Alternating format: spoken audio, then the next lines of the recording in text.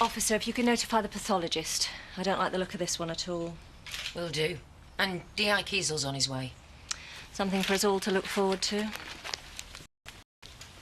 It doesn't make any sense. One minute we were just having a drink and then it just... Oh no, sir. We'll need to contact her. You're gonna tell her? She's at some stupid telenight at the village pub. Don't worry, we'll get somebody down there right away. Yeah. Soon you sort it out. Come on, Mrs. Tate. Let's get you sat down.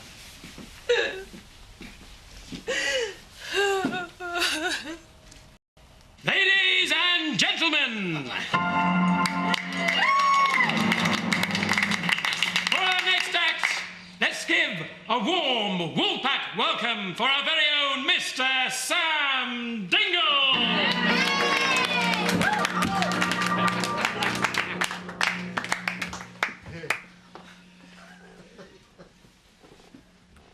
The birds of England, Scotland, Ireland and Wales and Yorkshire and that. I'll begin with the Demdike curlew. Are you okay? I'm fine. Shame Chris couldn't make it. I don't think it's quite his thing, do you?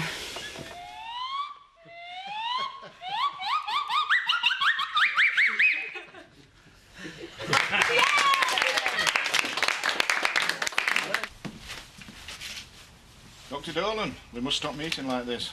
Your lines don't get any better with age, Detective Inspector Kiesel. What we got? The deceased, 39-year-old paraplegic male, collapsed and suffered convulsions immediately after drinking champagne. According to his wife, death almost instantaneous. Wife drank from the same bottle, she was unaffected. No visible abrasions, lesions, injuries? Well, you have to wait for the pathologist to do her stuff, but nothing obvious. What do you reckon? For ruling out natural causes. First off, he could have ingested some sort of toxin. I'll be able to tell you more when I've analysed the contents. Well, you know me better than that, Dr. Dolan. You're among friends. Natural causes or toxin? Don't quote me, but I strongly suspect we're looking at the latter. I'll give you a lesser spotted woodpecker and a duck. I'll give you a thick ear if you don't get a move on. You think I should intervene? Only if you want to keep your audience. Thank you, Sam! Thank you very much! Thank you, Sam. Ladies and gentlemen, the very talented Sam Dingle! And now, ladies and gentlemen, for our next display of talent, the eagerly awaited Emmerdale escapologists, les frères Esper!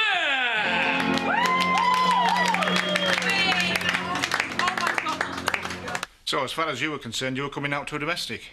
Deceased made a call, said his missus was threatening him again. She wasn't expecting to see us. Didn't even know he called us out. And by the state of the place, looks like they've been rowing.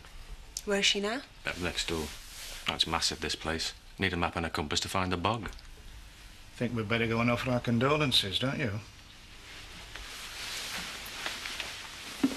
And now, in an amazing, dexterous display of daring, the Frère d'Esper will seek to free himself from his chains and leap to freedom.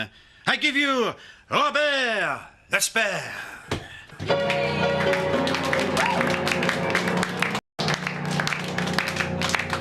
I ran into him yesterday in the village. He asked me over tonight. I thought it might be a chance to settle our differences. He asked you over? We're not living together at the moment. We'd split up, okay? But we were still talking. We'd have worked it out. Yeah, if you could go back to what happened when you arrived here tonight. He was acting so weird. One minute we were talking, we wanted to sort things out, and the next he just started slagging me off. I went to grab my stuff to leave, and he offered me a drink. And then he changed again, and he told me how much he hated me, and he was really starting to scare me. You mean he attacked you? No. No, but he was so aggressive. I thought for a minute he could have killed me, but then he just had a drink and sort of collapsed and just started jerking about on the floor.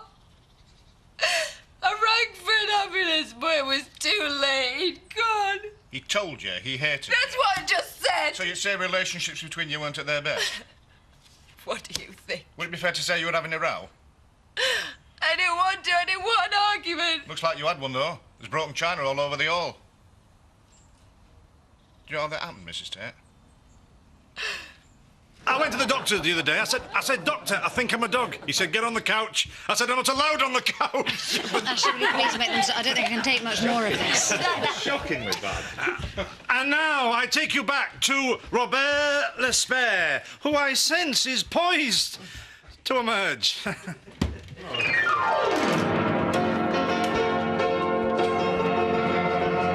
on, then. So, who ordered the strippogram? I'm all yours, officer. Handcuff me now. Careful with your truncheon. Come on. You're far too attractive to be a real copper. Jean, please not, Jean. Hello, Zoe. I'd like a word. I think we'd better take it outside. Nothing's happened to my daughter. Please. Ashley. Could you take over for me, please? Oh, yes, of course. Where are you going? Oh, looks like trouble Zoe's not very good at trouble.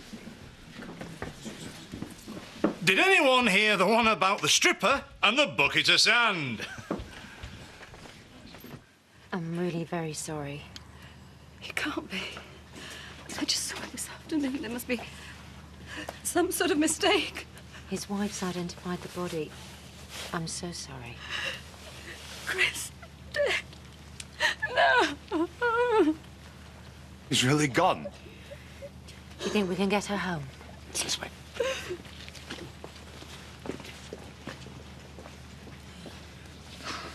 I'm so sorry. Better see what can do.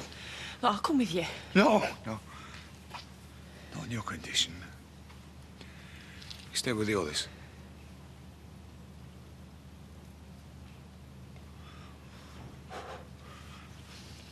I said it'd be trouble.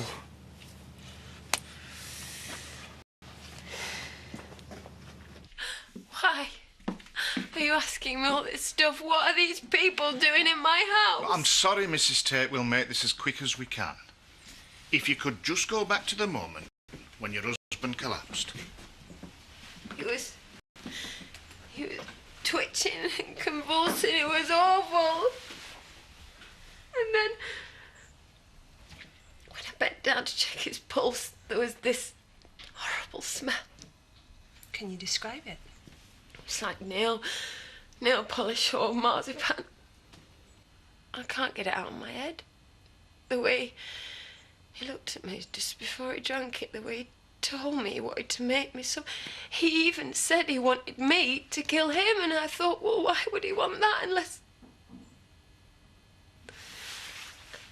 he knew? He must have planned it. He must have done it to himself.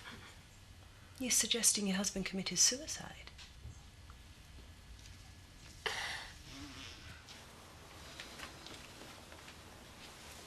Try to take a sip at least. When did you last see your brother? Are these questions really necessary? I'm sorry, but I've got to ask them. You're not suggesting there was anything untoward about his death? If we could just answer the question, Miss Tate. When did you last see your brother? This afternoon. He was sitting just there. We'd been to see Joseph, his son, at school. He was so proud of him, he's got a part in the school play. And he was holding Jean. Did he mention any particular worries or anxieties to you? He was concerned about his illness. He has an inoperable brain tumour, and he was anxious about what would happen to us when he was gone, but I just put it down to Chris being warden. I had no idea that the cancer was so advanced. Could you let D.I. Kiesel know? I thought we had months left. How was I to know that it could spread so quickly? How was I to know? So tell me, Mrs. Tate, did your husband have any particular problems that you were aware of? No. Sometimes got a bit depressed about his chair, but he would soon shake that off. So there were no money worries or business concerns? Not that I knew of, no. Were you aware that your husband had an incurable brain tumour? Brain tumour? What, Chris? Don't be daft. His sister's just given a statement. Only a few months left, according to her. If my husband had been terminally ill, do you not think he might have told me about it? Any idea why he didn't?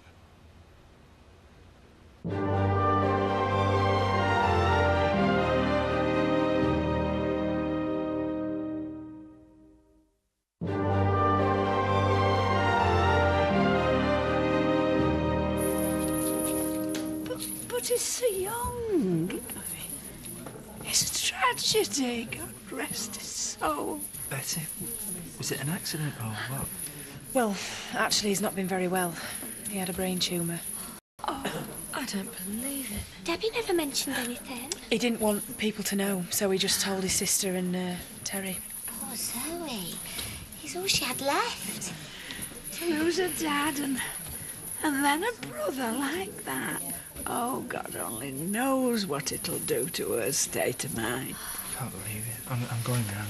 Look, she's with the police. I'd leave it if I were you. I need a drink. Count me in, love. I've lost my appetite for light entertainment. Oh. Ladies and gentlemen, better late than never! Oh, they're good, that. Maybe he did top himself. He knew he was terminally ill. Wife's just told us they're having marital troubles. It's a possibility. But does that sound like the actions of a man who called us minutes before, terrified his wife's going to attack him? And funny enough, she's at the scene when we arrive, along with evidence someone's been chucking the best china around. But if it was murder, why didn't she just leg it? Why bother calling an ambulance? Maybe she realised she'd be in the frame. Well, she might have known about the emergency call to us. It could be an attempt to cover her tracks. So do we pull her in? Well, she had a motive. Said they'd split up. Perhaps she didn't fancy coming off worse than a divorce. I mean, would you want to give this up? She had the opportunity. Notice how quick she was to flag up the suicide theory. But she never mentioned the tumour. What's she playing at? Maybe we should pull her in and find out. I'll have a double whiskey, please, Diane. Marmor in his prime. It was all so sudden. 1 minute he's there, next minute he's gone. A timely reflection on our mortality. You never know the hour or the day. There must be something about that house. Anyone who's ever lived there's come to a sticky end. Well, apart from Kim, that was we only thought she was dead. And it was poor Dave Glover burnt to a crisp, God rest him. And young Linda, she'd still be alive today if she hadn't started messing with folk from Big House. Yeah, but they saved the best till last, didn't they? Well, in the end, he got what he deserved. Don't know about you, but it's made my day. Hey, you want to watch your mouth? Yeah, we'll have less of that. Best not speak ill of the dead. Why? When most of you hated him when he was alive. You know, you lot got short memories, haven't you? There's not one person here who hasn't crossed Chris Tate. He was a miserable swine. He was near the end of me. But look who's laughing now, eh? Cheers. I should have kept him here. I should have insisted. If he'd been here, at least he wouldn't have been alone. No one deserves to die alone. He wasn't at the end. He was with his wife, Mrs. Tate. What the hell was he doing with Charity? I presume because it's her home. And she don't live there. They'd split up. They hated each other, didn't they, Terry? The relationship with Paul, yeah. But things were so bad that he was divorcing her. Just this afternoon, he made me promise that if anything happened to him, that I wasn't to let Charity get a penny of his estate. What was she doing there? What's been going on? He always had this huge chip on his shoulder. Always felt he had to prove he was better than anyone else. Driven, somehow. There were days you could hardly get a civil word out of him. He'd just grunt and glare at you. He was never happy in his own skin, was he? Never satisfied with all he had. Lethal if you crossed him. Yeah? And who hasn't, over the years? It's like the end of an era, isn't it? And he owned half the village and employed the other half. Could be the end of the road for the estate. I can't see Charity having the nous to keep it going. Ah, but if she does, she'll be a very wealthy widow and, I suspect, quite alluring in black. Not much of an epitaph, is it, for a life? 10 minutes dead and all you can manage to talk about is how much he's worth.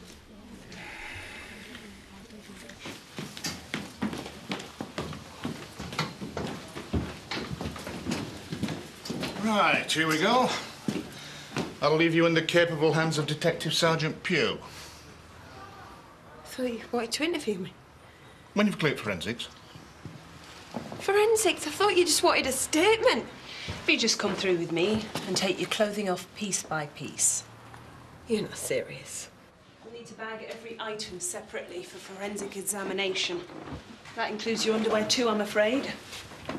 Don't worry, we'll give you something to keep you decent. What are you doing this for? Chris has done something to himself. It's nothing to do with me. Routine investigation. We have to rule everything out, I'm afraid. We'll try and make the process as painless for you as possible. Why won't you tell me? What's Charity done to him? We're not saying Mrs. Tate's done anything. So it was the tumour, then? Can't you give us something, at least? I mean, here's a brother we're talking about, not some bloke off the street. What are you doing? Going home. Going to see my brother, going to see what she's done to him. I'd strongly advise against it. You won't be allowed access until forensics have finished the investigation. So we're talking criminal investigation? I want to see him. I want to see my brother. How can I leave him like this? He needs me. He needs me there with him. We'll arrange that as soon as we can. And why should I believe you? Why should I believe my brother's dead when you won't even let me see the body? Why? Why? Zoe, you got to believe her. The officer's telling the truth. Well, I can't believe it. I won't believe it, not until I've seen him. What happened next? Poured me a drink. Did you see him pour his own? I suppose he must have done. I can't remember. Then you had another chat? Yes. How would you best describe your husband's state of mind at this time? He was very calm. He was almost enjoying telling me how much he wanted to make me suffer. Before he took whatever it was that he took, he told me how much he hated me. He said that killing me would be too easy. So he killed himself. And I mean, what would he have to lose? He obviously knew he only had a few weeks left. So typical of Chris. Didn't want anyone's pity, especially mine. So the little swine made me grovel. Tell him how much I wanted him back, and all along he knew what he was gonna do. I never had the chance to even say goodbye.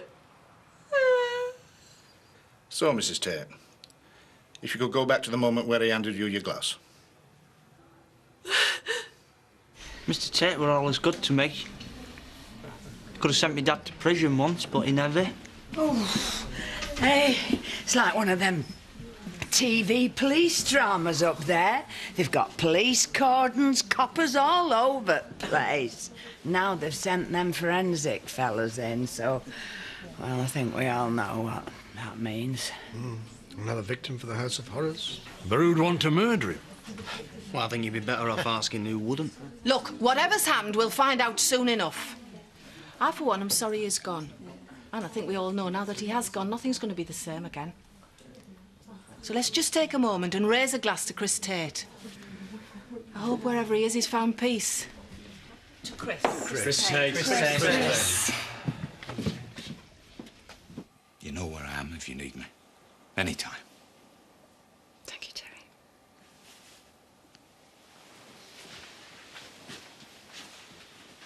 Anytime. You look after the woman. God bless.